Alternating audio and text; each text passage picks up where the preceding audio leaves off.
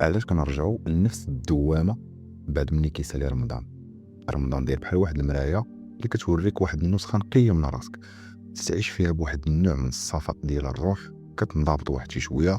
هادشي اللي كيخلينا نحسوا براسنا قربنا للحقيقه. ولكن غير كيسالي رمضان كنلقاو راسنا رجعنا عاوتاني لنفس العادات، نفس الغفله، نفس الصراعات، يعني بحال ما تبدل حتى شي حاجه.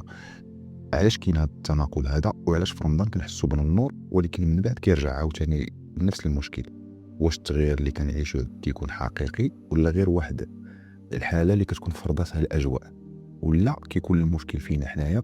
ولا كيفاش كنشوفوا هذا التحول الروحي؟ هذا الموضوع ان شاء الله غادي نغوصوا مزيان في الاسباب الخفيه اللي كتخلينا نرجعوا لنفس الدوامه، وكيفاش العقل والطاقات اللي فينا كتلعب واحد الدور كبير في رمضان ومن بعد من رمضان، وشكون هو السر اللي كيخلي هذا التغيير هذا يكون حقيقي وماشي مؤقت.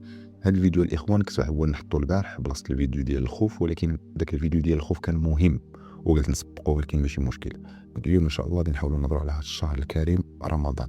الشهر ديال رمضان، هذا الشهر هذا اللي كيتعتبر عند بزاف ديال الناس واحد الفرصه ديال التوبه والغفران، ولكن واش فعلا كيكون تحرر روحي ولا غير واحد القيد مؤقت للرغبات؟ علاش الانسان في الشهر هذا كيبغي يكون افضل نسخه من راسو، ولكن مع ذلك غير كيسالي كيرجع لنفس العادات ورجعت حليمه الى عادتها القديمه؟ يعني كيرجع لدوك العادات اللي كان كيهرب منها. الصيام ماشي غير الامتناع عن الماكله مثلا والشراب، بل هو انك كتوقف على اي حاجه اللي كتحيد لك الطاقه ديالك والوعي ديالك. ولكن بزاف ديال الناس كيشوفوه كانه واحد الفرض ديني بلا ما يتعمقوا في المعنى الحقيقي ديالو. علاش الصيام كيحرر العقل من الادمانات ولكن بواحد الشكل مؤقت؟ الجواب كاين في كيفاش العقل البشري مبرمج على العادات، وإلا ما كانش واحد التغيير من الداخل فداك التغيير الخارجي كيبقى غير مؤقت. دونك رمضان بحال تينزل لك الوتيره وكيعطيك الفرصه انك تقطع دوك العادات اللي تبرمجتي عليها. ولكن العائق الكبير هنايا هو ان اغلب الناس كيتعامل معها بواحد الشكل ديال بحال واحد التحدي، واحد التشالنج ديال 30 يوم، ماشي مثلا واحد الحاجه اللي دائمه. يعني العقل البشري خدام بهذه السلوكيات المتكرره، وخاص واحد الحاجه تكون اعمق باش التغيير يكون دائم. يعني بدل ما يكون الصيام مجرد واحد التقييد، خاصو يكون فرصه باش تكتشف الذات ديالك. كبر درس يقدر يعطيه لك رمضان هو انك كطرح واحد السؤال على راسك: شكون انا بلا دوك العادات اليوميه ديالي، بلا شهوه، بلا تليفون، بلا قهوه، بلا اغاني، بلا تفاعلات سطحيه؟ هذا السؤال هذا كيقدر يفتح لك واحد الباب على باش تفهم واحد المسائل الاخرى، يعني كتولي كتفهم الذات ديالك بواحد الشكل اعمق. لان اغلب المعاناه ديال الانسان كتجي من التعلق بالاشياء اللي كيحس انها جزء من الهويه ديالو. رمضان كيساعد التصفيه ديال الطاقه الثقيله اللي كتكون متراكمه في الجسم ديال الانسان، سواء بسبب ديك الماكله اللي تيدخل الانسان الجسم ديالو، او ديك المشاعر المكبوته، او حتى ديك البرمجيات السلبيه. ولكن خاص يكون الوعي بهذه العمليه هذه، ماشي غير كتصوم وانت خايف من العقوبه او اللي باغي تدي الاجر بلا وعي. والمشكل هو ان الناس كيتعاملوا مع رمضان كواحد مرحله مؤقته، يعني خاص يكون واحد الفهم اعمق ان هذا التغيير الحقيقي ماشي راهن بالزمان او بالمكان، وانما بالطريقه ديال التفكير ديالك. يعني خاصك تطرح واحد الاسئله: علاش كنقدر نتحكم في الرغبات ديالي في هذا الشهر د رمضان ولكن يتسالي رمضان لا؟ شنو الشيء اللي كنحس بالنقص كبير الا تحررت منه؟ وكيفاش تخلي الروحانيه في رمضان تمتد معايا طول العام؟ وهذه دي تلاحظوها دابا فاش كيكون مثلا في رمضان ما كيبقاش عندك داك المشكل مثلا انك تقطع شي حاجه، صافي بحال قلتي العقل الباطني ديك تيقتنع انك في واحد المرحله يعني ما تيبقاش يضغط عليك. ولكن بلا رمضان ما كتقدرش مثلا صافي تجيك الرغبه انك دير واحد الحاجه كتمشي كديرها حيت ما كاينش واحد المانع. دونك انا كتفهم ان العقل خصك تعطيه واحد المانع. ابطال رمضان مثلا كتحاول ترسم له انت واحد الصوره باش كتعطيه واحد المانع باش كيتقبلو هو، باش كيساعدك انك مثلا تخلص من واحد العاده ولا تدخل واحد العاده جديده. يعني دابا حنا راه تنهضروا، ولكن خصكم تردوا البال كيفاش كيخدم العقل الباطني. رمضان كما قلنا هو واحد المرآة، كيعكس لك الحقيقه ديالك وتيعطيك واحد الفرصه باش تحرر، ولكن القرار كيبقى بين يديك واش غادي تستغل هذه الفرصه هذه ولا غادي تبقى في واحد الدائره ديال العادات اللي كتسجنك. وواحد من اكثر الاسئله اللي تيقدروا يطرحوا بزاف ديال الناس هو علاش كنكونوا في القمه ديال الالتزام والصفاء الروحي في الشهر ديال رمضان ولكن غير كيسالي كنرجعوا لنفس العادات اللي كنا باغيين نهربوا منها؟ علاش كتكون عندنا القوه ديال الاراده خارقه في هذا الشهر هذا ولكن كتبان ضعيفه ومنهاره فاش كيسالي رمضان؟ هذا الرجوع هذا كيقدر يكون بسبب مجموعه من العوامل النفسيه او الطاقيه او العقليه، وخلينا نتعمقوا فيهم شويه باش نفهموا الاصل ديال المشكل. اول حاجه غادي نهضروا عليها اللي العادات والبرمجه القديمه. واش فعلا رمضان كيبدلنا؟ العقل البشري كيتعامل مع العادات كانها واحد الطيار آلي اوتو بايلوت. يعني اي حاجه كديرها يوميا كتصبح جزء منك بلا ما تحتاج منك مجهود، كتولي كتخدم تلقائيا. بمعنى ان العادات اللي كتمارسها كل نهار كتبقى مرسخه فيك بواحد الطريقه قويه. في اللحظه اللي تيدخل رمضان كنحاولوا اننا نفرضوا واحد العادات جديده بقوه، ولكن المشكل هو ان هاد العادات هذه كتكون سطحيه وما كتمشيش للجذور العميقه ديال البرمجه العقليه. كيفاش هاد القضيه هذه؟ مثلا واحد مثلا كيكون تيدير شي حاجه، تيدير مثلا عنده شي ادمان، ولكن في الصيام كيحبس حيت كاين واحد المانع خارجي كما قلنا اللي يقدر يكون المجتمع، الدين والقيود، بزاف ديال الحوايج. ولكن داك الادمان باقي مازال ما دخلش في العقل الباطني، غير كيتسنى الفرصه عاوتاني باش يرجع. او لا مثلا واحد كيكون مثلا كينقص من الوقت مثلا اللي تيضيعوا في التفاهات ولا مثلا في السوشيال ميديا، ولكن ملي كيسالي رمضان كيرجع عادي عاوتاني، لان العقليه ديالو مازال ما تبدلاتش فعلا، غير فرض على راسو واحد التقييد مؤقت. وهنايا فين كاين السر، الناس كيربطوا رمضان بالاراده المؤقته ماشي بواحد التحول عميق في الطريقه ديال التفكير. وبالتالي العقل هنا كيبقى كيتسنى ديك اللحظه اللي غادي يسالي فيها رمضان باش ترجع لديك القيود عاوتاني وترجع كما كنتي. وواحد الحاجه اللي خاصنا نفهموها هو ان رمضان كيعطيك واحد البيئه خارجيه للمساعده، ولكن فاش كيسالي كتبقى غير ديك البيئه الداخليه ديالك. شنو تنقصدوا بهذه؟ كيكون عندك التحفيز الخارجي، يعني في رمضان كيكون واحد الجو مثلا زوين ديال الروحانيات، العائله تتصلي، كتشوف كلشي تيخرج يصلي، المجتمع كيتكلم مثلا على حتى المواضيع، كتلقى مواضيع روحانيه بزاف ديال الحوايج. الناس كيحاولوا يبعدوا على الذنوب، يعني كاين واحد الدعم خارجي اللي كيسهل عليك انت التغيير، كيجيك التغيير هنا سهل. ولكن ملي كيسالي رمضان هذا الدعم هذا كيختفي وكتولي بوحدك عاوتاني مع العقليه ديالك. والا ما درتيش واحد التغيير كيكون داخلي عميق فغادي تلقى راسك عاوتاني كترجع لنفس العادات بلا ما تحس.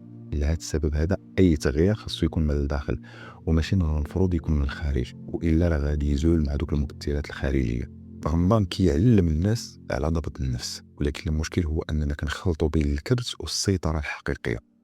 الكبت هو انك كتمنع راسك من واحد الحاجه بقوه ولكن بلا وعي، بلا ما كتفهم الاصل ديال التعلق ديالك بها. بهذه الحاله هذه العقل كيبقى كيشحن ديك الرغبه حتى كيلقى واحد الفرصه مناسبه وتيفجرها. وكاينه السيطره الواعيه، هو انك كتفهم الاصل ديال التعلق ديالك بديك الرغبات وكتحرر منها بواحد الشكل عميق.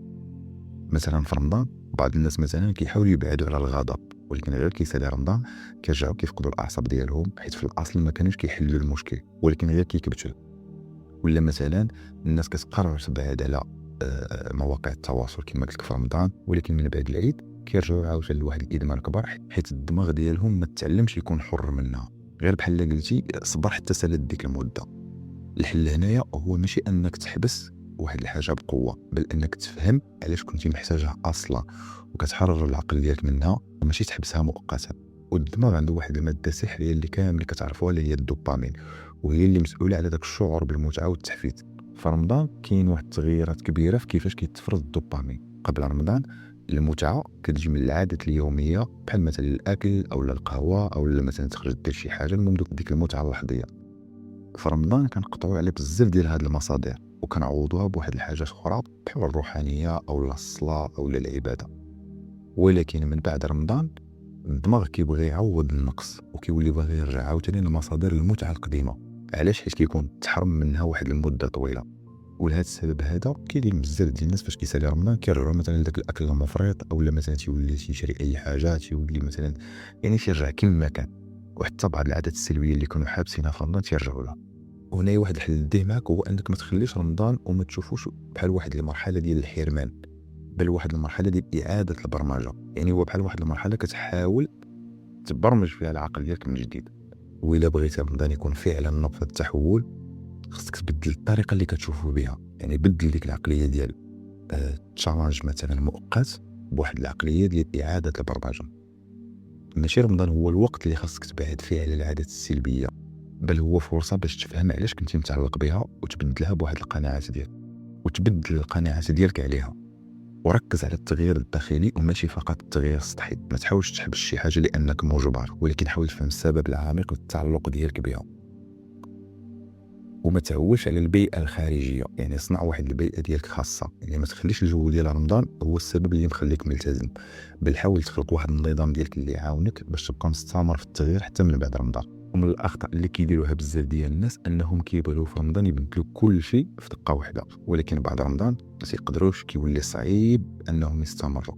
الحل هو انك تبدا بواحد التغيير تدريجي باش يكون عندك واحد الوقت تاقلم وخدم على الوعي ديالك وماشي فقط الاراده. يعني ديك الاراده بوحدها ما كافياش حيت كتضعف مع الوقت، ولكن الوعي هو اللي كيخليك تبقى مستمر. يعني حاول تقرا وفهم كيفاش كيخدم العقل وكيفاش كيتعامل مع العادات. الله قال في واحد الايه: شهر رمضان الذي أنزل فيه القرآن هدى للناس وبينات من الهدى والفرقان فمن شهد منكم الشهر فليصمه ومن كان مريضا أو على سفر فعدة من أيام أخرى يريد الله بكم اليسر ولا يريد بكم العسر ولتكملوا العدة ولتكبروا الله على ما هداكم ولعلكم تشكرون. تأمل مزيان في هذه الآية هذه. يعني رمضان ماشي غير واحد الشهر ديال الصيام، بل هو واحد الشهر ديال النزول ديال القرآن. يعني واحد الشهر ديال الوعي والهداية. يعني بحال تيقول لك شهر رمضان إشهار ديال رمضان. بحال قلتي تيوقع كي تنزلوا المعلومات بمعنى الحقيقي، واحد النوع ديال المعلومات تيتنزل. الله كيأكد بلي الصيام ماشي عقاب وإنما فرصة للتقرب والوعي، والدليل هو القول ديالو: يريد الله بكم اليسر ولا يريد بكم العسر. يعني الهدف الأخير هنايا هو الشكر والامتنان ولعلكم تشكرون. يعني الصيام كيأهلك باش توصل لواحد الحالة ديال الوعي أعمق اللي كتكون مليئة بالامتنان. رمضان ماشي غير الإمساك عن الأكل، بل هو الإمساك عن الغفلة والرجوع للنور ديال القرآن والوعي الحقيقي. ورمضان ماشي غير واحد الشهر ديال الصيام، بل هو واحد الحقل طاقي. يعني كيشحن الإنسان بواحد الطاقة جماعية من الإيمان والانضباط. الناس كاملين كيديروا نفس الطقوس، كيعيشوا نفس الروحانية، وكاين نوع من التوجيه الجماعي اللي كيسهل عليك الالتزام حتى ولو ما كدير حتى شي مجهود انت. المشكل هنايا هذا التغيير هذا كيبقى مرتبط بالمحيط وماشي نابع 100% من الداخل. بمجرد ما كتسالي هذه الحاله الاجتماعيه كيرجع الانسان للحقيقه ديالو الاصليه، حيت الداخل ديالو مازال ما تبدل والو فيه، غير تضرب البيضه. وفي رمضان ديما الانسان كيكون تيحس براسو مزيان، تيبعد على بزاف ديال الحوايج خايبين. ولكن كما قلنا بعد رمضان بالعيد الصغير بالضبط العقل الباطني تيرجع نفس المسارات عاوتاني القديمه. الوعي هو انك تفهم بان اي تغيير ماشي هو واحد الشيء كديرو انت كتقوم به، بل واحد الشيء كتصبح عليه. دونك الاخوان الحل كيفاش ما ترجعش لنفس الدوامه هو ما تحاولش تبدل السلوك، ولكن سول راسك علاش هاد العاده هادي عندي من الاصل، ودير الوعي فوق الطقوس. يعني الطقوس والتقاليد والدين كيعاونوك، ولكن النية والفهم هو اللي كيبني هذا التغيير هذا. وطبق الملاحظة بدون حكم. من بعد رمضان شوف كيفاش كترجع للعادات ديالك القديمة، ولكن بلا ما تجلد راسك، ولكن شوف انت غير تكون عندك ديك الملاحظة العميقة وتكمل المسار ديالك بلا ما ترتبط بالزحام. في رمضان كتحس براسك محمي وسط واحد الجو روحاني، ولكن التحدي الحقيقي هو انك تكمل الطريق بلا دعم خارجي. دونك الاخوان بحال قلتي رمضان كيعطيك واحد اللمحة على الانسان اللي تقدر تكون، ولكن من بعد كيبقى السؤال: واش هذا التغيير هذا كان مؤقت او لا نابع من واحد الوعي حقيقي؟ الفرق بين اللي كيتبدل في رمضان واللي كيرجع مثلا كما كان هو الوعي ديالو بالعادات وبالاسباب وبالنمط اللي كيسير الحياه ديالو. رمضان فرصه، ولكن اختبار حقيقي اللي كيبدا عاوتاني من بعد ما كيسالي. تهلاو لي راسكم الاخوان.